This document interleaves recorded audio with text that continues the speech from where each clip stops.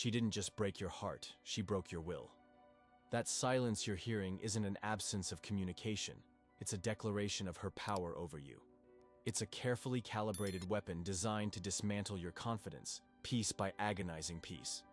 You think you're fighting for love, but you're not. You're a beggar pleading for scraps of validation from the very person who starved you in the first place.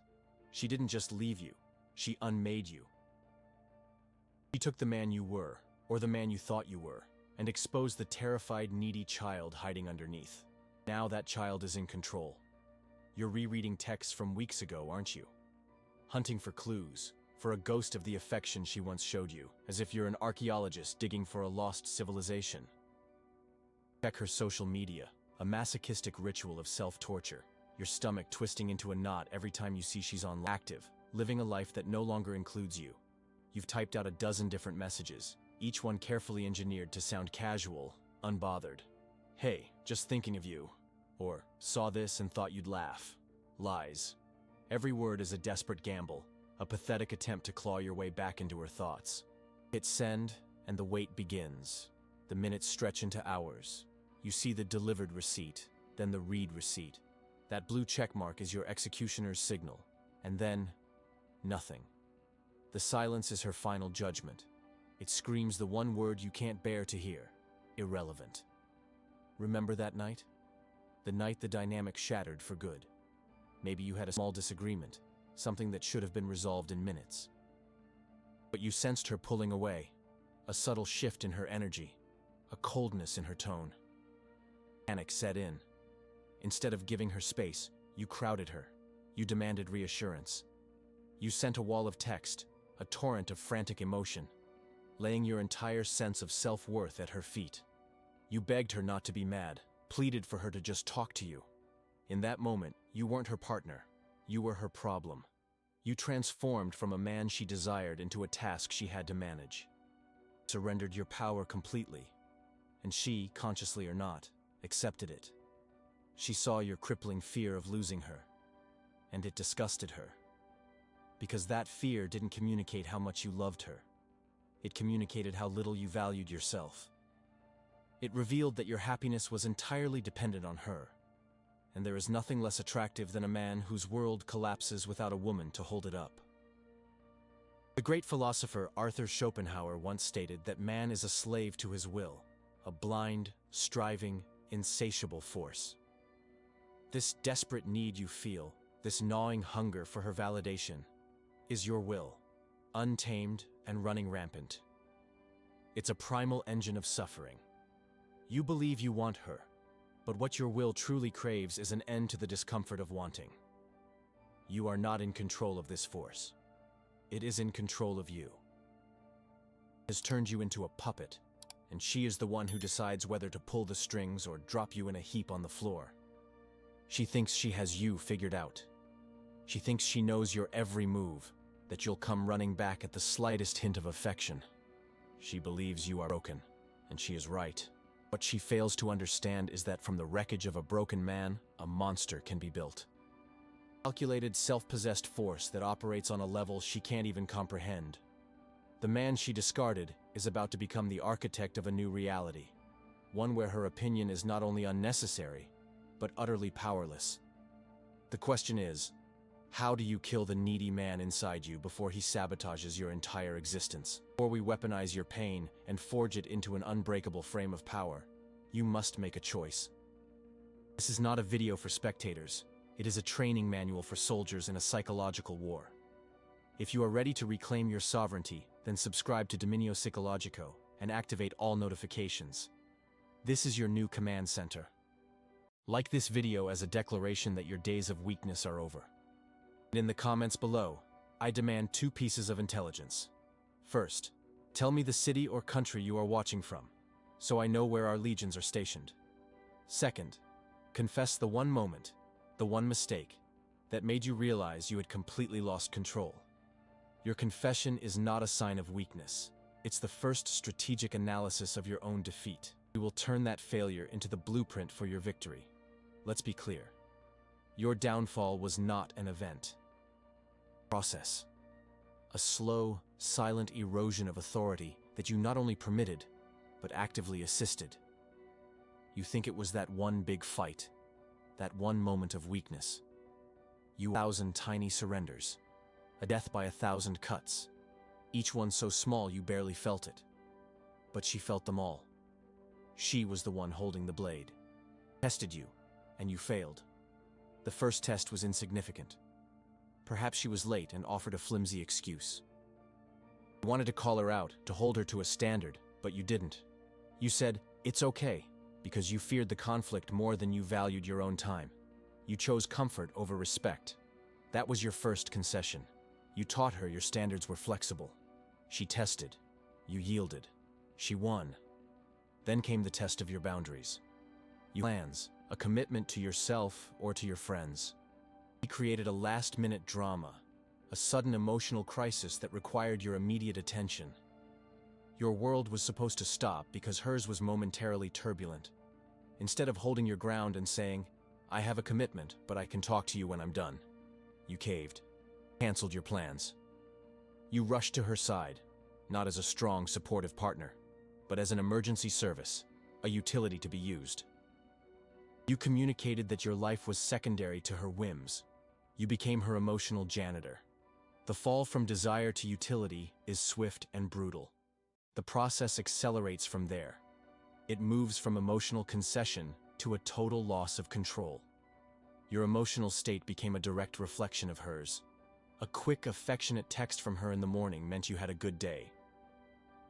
Delayed response, a one-word answer, a hint of coldness in her tone. It sent you into a spiral of anxiety. You weren't living your life. You were monitoring hers for clues about your own value. This is the stage of validation seeking. You began to perform. Every conversation, every decision was filtered through one single question. Will this make her happy? You stopped having your own opinions and started adopting hers. You suggested activities you thought she would like, not ones you genuinely wanted to do. You became a mirror, and a man who is only a reflection of a woman is a man she cannot see. This dependency is a cancer. You outsourced your happiness, your stability, your very sense of self to another human being. And no one, especially not a woman who craves masculine strength, respects a man who cannot stand on his own. She doesn't want to be your reason for living. That is an immense, suffocating burden. She wants to be a complement to a life you have already built. The final stage is the breaking of the silence. Her silence is a weapon. It is the most powerful tool in her arsenal because she knows you cannot stand it. It is a vacuum, and your weakness, your untamed will, as Schopenhauer would describe it, abhors a vacuum. It creates a profound discomfort, a gnawing anxiety that you feel compelled to resolve. Her silence is dominance, not distraction. While you are panicking, rereading old texts, and crafting a dozen different messages, she is calm. She is in control. She has created a problem, and now she is watching you frantically try to solve it. When you finally break and send that wall of text, that desperate, "What's wrong? Please just talk to me," you are doing exactly what she expects. You are confirming her power. You are waving a white flag. When you apologized for a conflict you didn't even start, just to make the tension disappear, you signed your surrender. You handed her the keys to your emotional kingdom and begged her to be a benevolent ruler. But power is never benevolent. It only respects other power. You might be telling yourself, "But I was just trying to be a good boyfriend. I was just showing her I cared." Let's dismantle that pathetic excuse right now. You weren't showing her you cared. You were showing her you were terrified. Your actions were not born of love, but of a crippling fear of abandonment. Love that is rooted in fear is not love. It's a hostage negotiation, and you are the only one with a gun to your own head. You object, but communication is key. I was just trying to talk things out. You were not communicating. You were begging. You were not opening a dialogue. You were seeking reassurance. True communication comes from a position of strength and self-possession. It is the calm exchange of information between two sovereign adults. What you did was the frantic, emotional pleading of a child who is afraid the lights are about to be turned off. This is not about playing games. This is about understanding the fundamental, unspoken physics of human attraction and respect. Strength attracts. Weakness repels. It is an immutable law. She isn't consciously playing a game. She is instinctively reacting to the signals you are sending. Your neediness is a blaring alarm that signals you are a man without a core, a man whose frame can be shattered with a single glance of disapproval. The most dangerous part of this entire process is that the fall is invisible. It doesn't happen in a shouting match. It happens in the silence. It happens in your hesitation before you state an opinion she might disagree with. It happens in the yes you say when your entire being is screaming no. It happens every time you check your phone, hoping for a notification from her to validate your existence. You lost the war in a series of quiet, unobserved battles that took place entirely inside your own mind. You were defeated long before she ever decided to walk away. Her leaving wasn't the cause of your collapse. It was merely the symptom of a disease you had been cultivating for months. You gave her so much power, piece by piece, that eventually, your presence became an inconvenience. You were no longer an asset. You were a project, a task to be managed. And women do not desire the men they have to manage. No one is coming to save you. Not her. Not your friends. Not some magical epiphany. The only way out is through a brutal and honest self-assessment. You must look at the man you've become. The validation-seeking, approval-begging shell. And you must decide to kill him. It is a painful but necessary execution. If what I'm saying is cutting you to the bone, it's because it's the truth you've been avoiding. If you are ready to stop being the architect of your own misery, then your training begins now. Subscribe to Dominio Psicologico and activate every single notification so you never miss a strategic briefing. Like this video as a solemn vow that the weak man dies today. And in the comments, I want you to answer one question with absolute honesty. What was the primary excuse you used to justify your weakness? Was it, I'm just a nice guy? I love her too much? Or, this is how you're supposed to act in a relationship? Confess the lie you told yourself. Acknowledging the lie is the first step toward embracing the brutal, empowering truth. There is no going back for the weak man. There is only the construction of the new. Let that sink into your bones. The man she broke cannot be repaired. He must be demolished and a fortress built upon the ruins. You are not here to heal. You are here to reforge. This is not a process of emotional recovery. It is a cold, calculated campaign of tactical reconstruction. The objective is not to win her back. The objective is to build a man so powerful that her return is an irrelevant afterthought. This campaign is built on 3 unbreakable commands. They are not suggestions. They are your new reality. Command 1, cut the excess. Command 2, install the silence. Command 3, control the reaction. This is the trinity of your rebirth. Let's begin with the first command, cut the excess. This is not a gentle unfollowing on social media. This is a surgical amputation. You will purge her from your digital and physical reality with the precision of an assassin. Every photograph, every saved text message, every digital artifact of your shared history must be deleted. Not archived, deleted. This is not about erasing memory. It is about eliminating triggers. Each photo is a landmine designed to send you back into the emotional abyss of nostalgia and weakness. You are clearing the battlefield of your own mind. You will block her number. You will block her on every social media platform. This is not done out of anger. Anger is an emotional reaction, and you are now a creature of logic. This is done to create a black hole of information. She must have zero access to your life, and you must have zero access to hers. You are starving her of the validation she gets from knowing you are watching. You are starving yourself of the poison of hope you get from seeing she is online. Mutual friends will become sources of enemy intelligence. When they bring her up, you will become a stone wall. A brief, disinterested nod, a change of subject. You will train them, through your own impenetrable frame, that she is a topic of conversation that no longer exists in your world. Cutting the excess means you are taking away her most potent weapon, her access to your emotional state. You are building a firewall around your mind.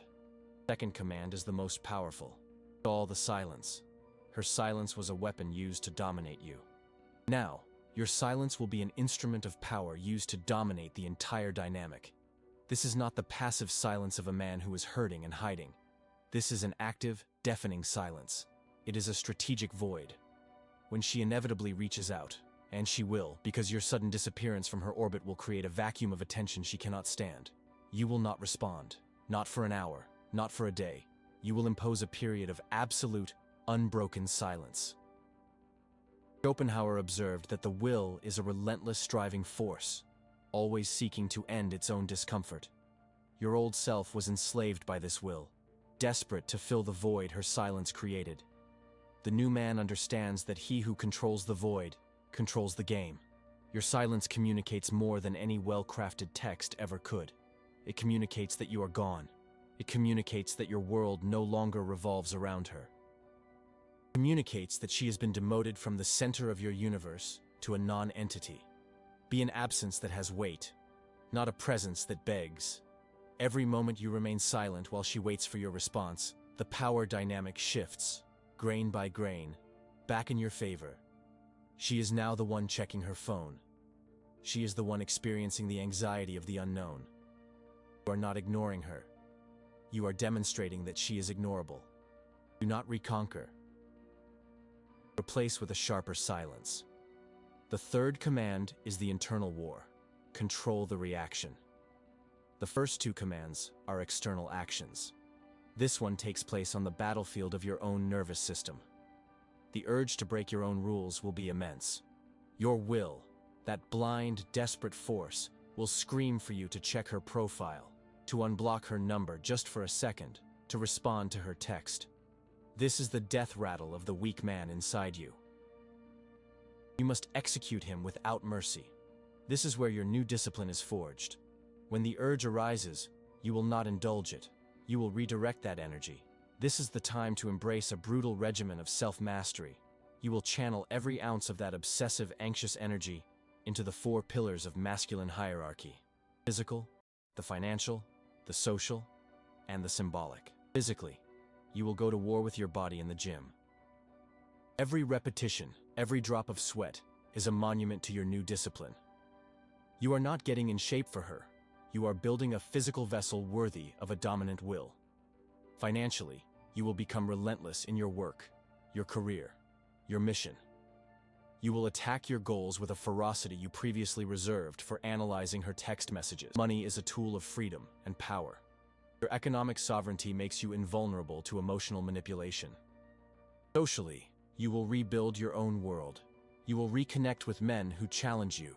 You will build a life that is so engaging and fulfilling that she could not possibly be the main event. Symbolically, you will fortify your mind. You will read. You will study philosophy, strategy, history. You will become a man of substance, not just of feeling. You are transforming yourself from her emotional janitor into the architect of your own empire. This entire process is a plan, not a desperate hope. A man who wants to be loved will be discarded. A man who imposes his presence will be feared. And in the game of power, fear is a more stable foundation than the fleeting affection of a woman who has tested you and found you weak. She will feel your absence not as a loss, but as a shift in the tectonic plates of her reality. The man she knew, the predictable, needy, validation-seeking man, is gone. In his place is a ghost, a silence, an unknown quantity. And the unknown is infinitely more compelling than the man she had completely figured. This is not about becoming a bad boy or playing games. This is about embodying the fundamental truth that genuine, unshakable self-sufficiency is the ultimate source of attraction. You are not pretending to be busy. You are becoming the mission. You are not faking indifference. You are cultivating a state of being where her validation is genuinely irrelevant to your happiness and your progress. She became the sun in your solar system, and when she left, your world went dark. The goal now is to become your own star, so powerful and so bright that lesser bodies are pulled into your orbit by the sheer force of your gravity. This is the path. It is cold, it is brutal, and it is ruthlessly effective. If you are ready to stop being a casualty and start being a weapon, then your orders are clear. Subscribe to Dominio Psychologico and activate all notifications to ensure you receive every command in this war. Like this video to signal your commitment to the mission of your own reconstruction. And in the comments below, I demand you answer this strategic question. When you finally impose your absolute, unbroken silence, what is the single most important mission you will dedicate that newfound energy and focus to? Will it be building your body, your business, or your mind? Declare your primary objective. We are building an army of self-possessed men, and your declaration is your enlistment. The weak man is dead. Long live the king. And so, it doesn't come with thunder or a dramatic confrontation. It comes as it always does in this modern age of cowardice and convenience. A simple notification on a screen.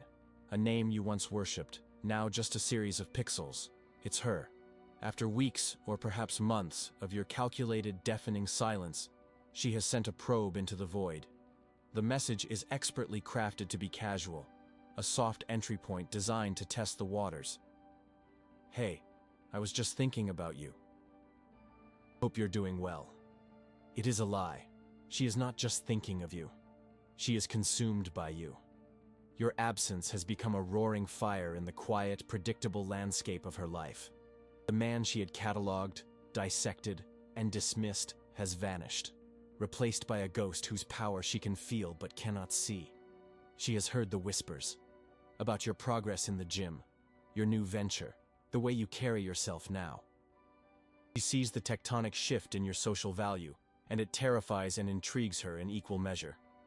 Her message is not an olive branch, it is a summons.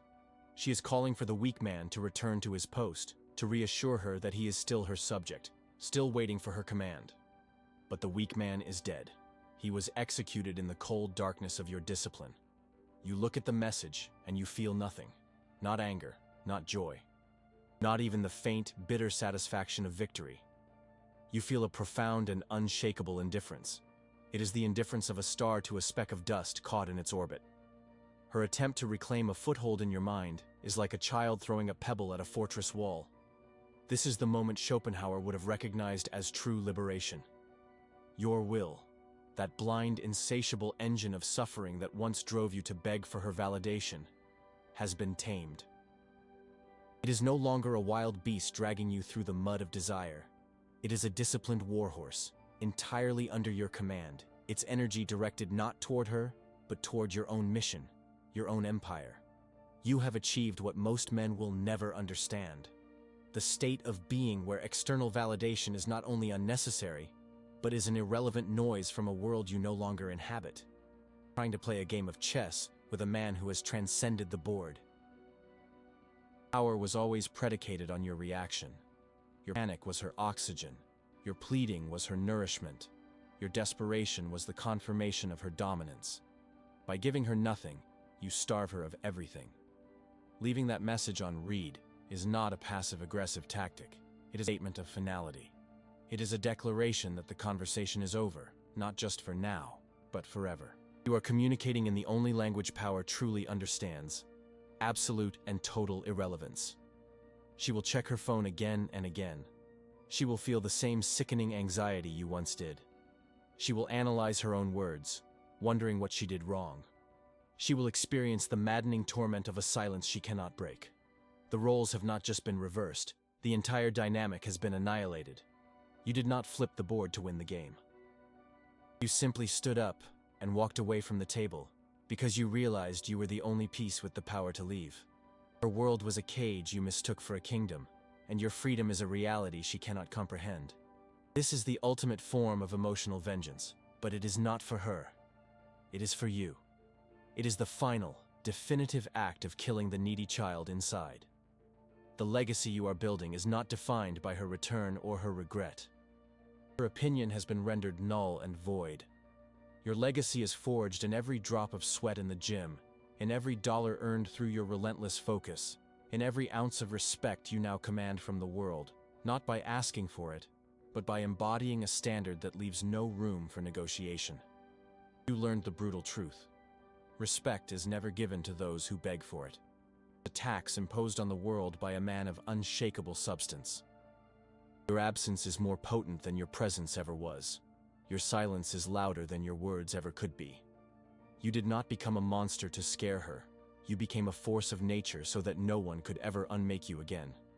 You are the architect of your reality, the master of your will, the sovereign of your own soul. She did not break your heart. She broke the chains that kept you from becoming a king. The man she discarded is a ghost. The man you have become is a god.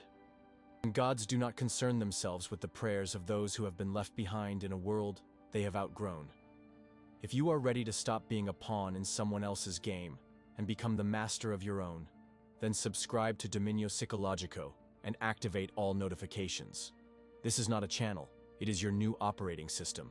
Like this video as a final salute to the weak man you are leaving in the past. And in the comments below, answer this one question with the cold certainty of a man who has made his decision. When she finally sends that message, and you leave her on red forever, what is the first victory you will celebrate in your new life without her? Your career, your body, or your freedom? Declare the foundation of your empire. You didn't lose her. You lost the weakness that needed her.